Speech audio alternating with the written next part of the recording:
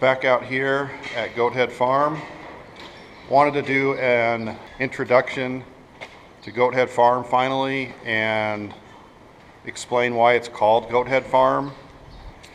But I also wanted to do a quick tour of most of the main things we have going on out here and the main purpose of getting this place.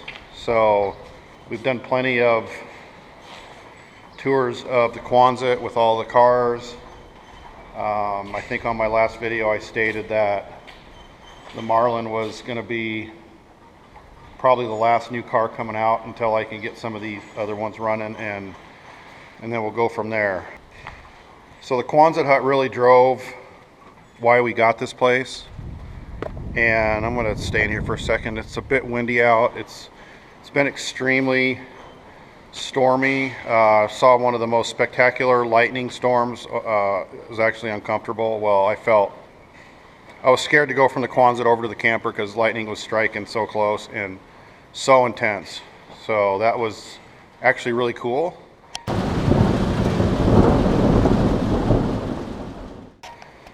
And it resulted in torrential downpours pretty much all night. The camper withheld most of the water, or held most of the water out. It did leak through the front window right where I was sleeping, so the mattress is a bit wet, but not too bad.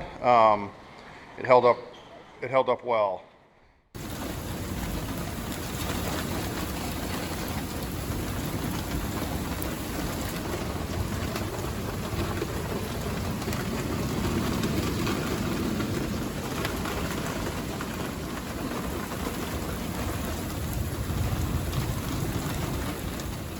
One of the things that needs to be done with the Quonset hut, and this will be a project and several episodes, but those doors I want to make mobile, fill the hole. There's a huge hole in the roof here. The neutral on the power is not good and needs to be replaced, and the doors need to be repaired so that they open and close better. Other than that, Quonset hut in pretty good shape. Also would like to get these windows fixed, but so the main thing that attracted Molly and I to this place, for me it was the Quonset hut, but we also wanted a house that we could restore and potentially move to someday. And so this is it, and this was the selling point for Molly, is this craftsman style farmhouse. When she saw that, she was sold. When I saw that, I was sold. And we've got a pretty good amount of land out here, way more than we probably need, but it's nice to have. Not sure what we'll do with it. We're hoping to do some farming, gardening I should say, large gardening. So I might try to grow hops out here if that's potentially feasible. Fruit trees, whatever. So Quonset huts were the selling point for me, for my passion for wanting to restore cars, or get old cars running at least. I'm not planning to restore them, but so this is the farmhouse. It's structurally in very good shape. It's got lead-based paint that we need to clean up and repaint. I'll take you inside real quick and show you around. Story with this house is that it was built in a town about 10 miles north of here, and then it was moved to this location. I think it was built there for ease of materials and such, and then I think the intent was to build it there and then move it here. I guess that's how they did it back then. So some people had bought it, I think 5-ish years ago, and they were going to put a feedlot on this property, and they began restoring this house or making it livable for them. They got rid of most of the lath and plaster. There's some asbestos wrap on ductwork. They messed up, I think, trying to figure this out still. We were concerned that they cut the stair support out there, but overall we feel like they did more good than bad. It would have been neat to see the house in its original state, but we're happy that the original windows are here. We're happy that the house is structurally sound. So we have a lot to work with. These are the original doors, we believe, so that's great. Not sure if the place originally had a bathroom. Probably not. Back then they didn't have bathrooms. They didn't have indoor plumbing, I don't think. So that kind of stuff is added on, but we'll probably make this a nice bathroom, and it'll probably be the only bathroom for this house and the house across the drive. Here's kind of where they quit. I think they got to this point and they said they decided to move closer to their folks and put this house on the market. And so Molly and I will pick up where they left off and see what we can do with it. Molly is having an architect come out and help with some ideas for, probably just ideas for the kitchen area. But it's always good to have perspective, and she'll probably put drawings together for us for contractors or for us to do the work. But this was the kitchen area. I don't want to get too detailed because there'll be future episodes on all this stuff, but just wanted to do a quick tour. Hopefully this isn't too hard to follow, but obviously down in the basement, so where the water comes in. It's got an oil-fired furnace, electric water heater, and that's kind of it. More asbestos. So we need to get rid of all this asbestos. That's going to be the first challenge with this house. Something I always mention is that it kind of seemed weird to me to have a shower in the basement, but I was told by a guy that grew up in this area. He's third or fourth generation, and he said back in the day and until pretty recently, when you come in off the farm, you go in the basement and wash off before you're allowed to come into the house. So this house has a shower in the basement, and the house across the way, which is the farmhand's house over there, also has a shower in the basement. So me and Molly are looking very much forward to sitting out here and having lemonade on a hot summer day soon. But will it be this summer? Probably not. However, we might be drinking lemonade on this porch this summer. That's our hope. This week had an electrician come out and a well guy come out. They're going to run water. They're going to give us a quote to run water. There's a well, and so we got water to the big house. They're going to trench it over, punch it into the side. Here, that's a cistern that we're not going to use anymore. We're going to get water from the well into the house. The cistern, we believe, used to get filled from the windmill, but it doesn't make sense because it's being fed from this way, and it seems like it was fed from the other house, but we're not sure. So we're going to redo all that, and these two big trees are going to come down. Power was to this pole at one point. We need to re-establish that. That's the other thing that we got, was a quote to get power over here. There's the old panel. We'll replace that. So this is what we call the little house. It's in pretty good shape, considering Molly did a lot of trash removal. Really, this is the only damage to the wood floors. It's not too bad. Windows are in good condition relatively. We're talking about whether we're going to redo the plaster or do drywall. This is all the stuff that was in the house.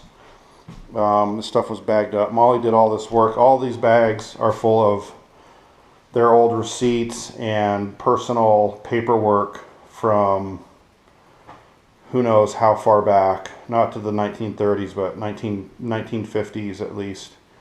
So we got to get all this glassware out of here. It's kind of cool. We're we're actually using a full set of farberware that we pulled out of here. We'll try to use most of this stuff. So pretty cool. It's a little more detailed than I wanted to get, but also an oil-fired, we think an oil-fired furnace here, but I think they had gas coming in because this had to be gas. I already pulled the stove out. I'll try to post some of that stuff on here. This was a cover we put on to keep the raccoons out. It's maybe we'll hold them out. Just got the sink, the faucet disconnected from the basement. There was some unions that had to be done, so this countertop can come off. The plan is to do that and keep the cupboards and put new countertop down. Try to get the refrigerator working. These floor tiles do have a small percentage of asbestos in them, so we need to, I think the plan at this point is to cover them, but I'd really like to use these tiles and just polish them and seal them with wax or something, but we're not quite there yet. Molly did an amazing job cleaning these cupboards. You can see how they used to look down here, and then up here you can see the difference. Pretty dramatic. The stove, and there was cupboards up here too, cupboards on either side of the stove and then above, and we took all that out, and we'll probably just put a standalone either gas or electric stove there. This is the sink that you would use when you come in from the outhouse, and she cleaned that all up and it looks amazing. This is kind of the state the house was in when we first came, and we haven't gotten to this yet. Just got this door unlocked, so that was kind of a big deal. And then if we go out back, it's got the cellar people were evidently living in. We'll go down there in a second. The outhouse, I need to dig a new hole and move it. That's going to be a big job. Thinking about putting it, I was going to put it back there, but I feel like it should be in the shade because it gets so hot. Might be nice to have in the shade, but I like it. I'd like to put it out in this opening, although this opening would be a great place for a leach field. If we decide to put a bathroom in here, we could do septic tank. I don't know why we can't use the cistern as a septic tank and then do a leach field. So that's what I'd like to do, and then put a bathroom in. There's a little closet in the house that we could use as a you know, I probably won't go in here because I've got this all buttoned up, but just trying to keep the raccoons out. They made literally a shit show. If it wasn't for the raccoons, it really wouldn't have been the house would have been in pretty good shape. This door needs to be rebuilt to cover it's really not a storm cellar, but it is a storm cellar, so that's where we'll be going when the tornadoes hit, probably, or we'll go in the basement of the big house, or we'll just hop in the cistern, be safe in there. So let me show you the other Quonset hut real quick, and then that'll be the full tour. And then while we're walking over to the other Quonset, let me explain. I was only asked one time in the comments so far, which, well, actually no, now there's been two. One was, why'd you name it Goathead Farm? And I explained, I'm not sure about the comment section on YouTube because, well, I shouldn't say that. You can see the water left over from the rain last night. This is very dry out here, so to see standing water, especially over here, tells you how much it rained last night. So these two grain bins have been cleaned out and emptied. I got a story from the well guy yesterday about the windmill. It's like the tallest windmill in the county. People use it as a moniker and or as a milestone. What do you call it? As a I don't know. Lets them know where they are. That's what I'm trying to get to. The old aero motor is laying over in the bushes. It's completely destroyed. The gearbox and everything is there. The frame is destroyed. I really like to get it all put back together. But I was told about when this got erected, the guy carried a 300-pound motor on his back up to the top. A little hard to believe, but they did stuff differently back then. So I was just going to say about the comments on YouTube. It seems like I was going to say, it seems like when I respond to a comment, it doesn't, people don't realize that I responded. So I don't know if that's true or not, but I do respond to every comment and love the dialogue. So two people had questioned why it's called Goathead Farm. One thought it was about GTOs. Unfortunately, it's not. I wish that's why it was called Goathead Farm. The other one just asked why, and I explained why, but it's because there's goat heads everywhere out here. And when Molly and I bought the place, we went to close. We bought the camper, we went to close, we pulled the camper out here, and it was one of the best nights of our life because we just got this new property. We were so excited. We were in the camper, we were starting to explore all that was here, and we realized there was goat heads everywhere.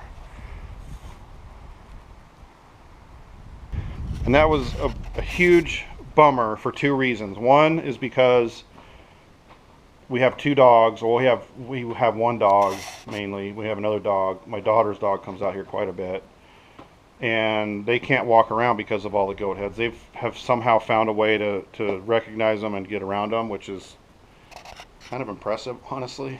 But when we first came out, the first night we were here, in fact, we found goat heads in Nadia's paws, and it was a bummer. And it was, at first it wasn't that bad, and then I thought, oh my god, I'm not gonna be able to ride my bike out here, or I'm not gonna be able to ride my bicycle out here, which is something I was very excited to do because I've always had this desire to be on the Eastern Plains and just ride my bike for as many miles as I want. And you can't do that with goat heads. I don't care how much sealant you put in your tires, it's going to be really tough. So the reason it's Goathead Farm is because that's my way of saying, you know what, it was an amazing thing happened to us getting this place, and then guess what, it comes with goat heads. So whatever emotion you want to describe that as, I don't know how to describe the emotion, but it wasn't depressing. It was just like, oh, of course it couldn't have been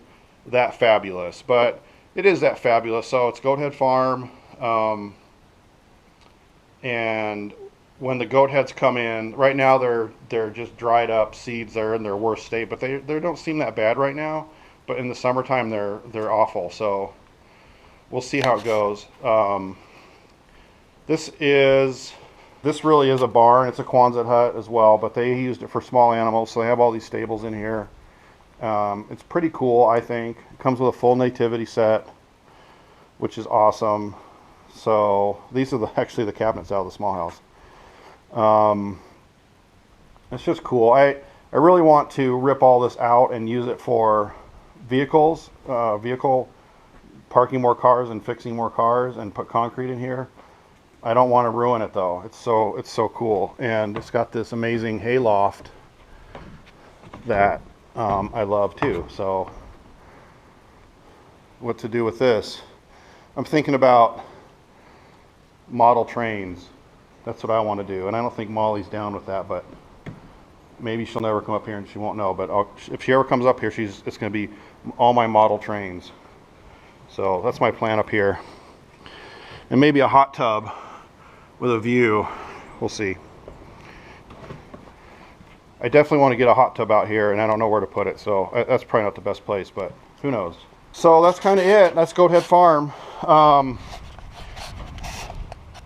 People ask why. They don't get it, because Molly and I are big into hiking mountains in Colorado, and people get that, and they appreciate why we do that. But we've always been coming out to the Eastern Plains ever since I got into high pointing and trying to get county high points, and trying to get the lowest ranked summits in Colorado and every state. So we've been slowly spreading out into other states and I like to get the lowest and highest summits in every state. And so lowest ones in Colorado put you out on the Eastern Plains typically. That's where all the 4,000 foot summits are. And anyways, we'd be out there quite a bit on the dirt roads, and absolutely love the solitude of being on a dirt road. I love driving on dirt roads in the summertime, and And the sunsets are, I always say the best sunsets are wherever you're watching it, but there's nothing like watching a sunset from a high alpine environment, or from a summit of a peak, or on the beach. But there's something about a Nebraska sunset that I haven't been able to duplicate. They seem to go on for at least an hour more than a typical sunset. The clouds, when the clouds form on the western horizon and the sun goes down, it's just, it really is calming to the soul. So for all those reasons, we wanted to be out here. We found this amazing place. I can work on my cars, Molly can work on the house, and we can do whatever we want to do. So I hope you guys enjoy what we're going to do with this place. Please let me know what you would do with it, and if there's stuff that you'd like to see us do. The next video I make is probably going to be getting Old Yeller running. All my videos have been towing cars out to here, and I know that's been getting old, but it is going to be fun to get into trying to get the other cars running. So I want to get Old Yeller running. We're already working on the little house. I've got an episode I could probably put together for the little house for the initial cleanup. We're going to keep going with that. We're going to move the outhouse. We're trying to get power, all that, and then I want to get into trying to get some of those cars running. Probably, maybe the Grand Prix will be first. Probably not, but I'd really like to try to get the Grand Prix running, just see if she starts up. That's an awesome car. So, thanks for watching, you guys. We'll talk to you soon.